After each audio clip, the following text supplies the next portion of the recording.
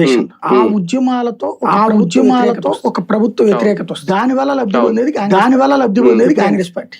రాజశేఖర్ రెడ్డి హయాంలో అధికారంలోకి రావడానికి ఉద్యమంలో చచ్చిపోయింది ఎవరు, ఉద్యమం చేసింది ఎవరు, కమ్యూనిస్ట్ పార్టీ మరి రాష్ట్ర అధికారంలోకి రావాలి. సీన్ లేదు కాబట్టి కాంగ్రెస్ తీసుకున్నారు, అధికారంలో కాంగ్రెస్. దేశంలో మన్మోహన్ సింగ్ యూపీఏలో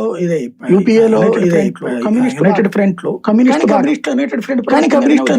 ప్రభుత్వం మీద ఉద్యమం చేస్తారు. అలా వచ్చిన వ్యతిరేకతని క్యాచ్ చేసుకుని అధికారంలోకి వచ్చింది ఎవరు, కాంగ్రెస్. ఇప్పుడు అంటే దేశంలో ఎవరైనా యాజిటేషన్ దాని వల్ల వచ్చే అట్మాస్ఫియర్ ఎవరో ఒకరికి ఫెచ్చింగ్ అవుతుంది.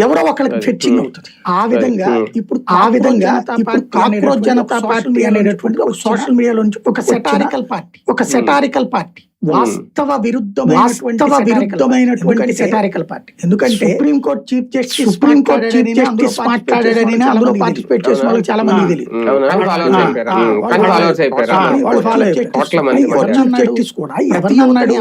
ప్రతి యువతని ఒక ముగ్గురు బార్ అసోసియేషన్ మెంబర్లైన లాయర్లు వాళ్ళకి న్యాయ వ్యవస్థ గురించి తప్పు డాక్యుమెంట్ లాయర్ల డైరెక్ట్ కాకుండా తప్పు లాయర్ల కింద చేస్తున్నారు.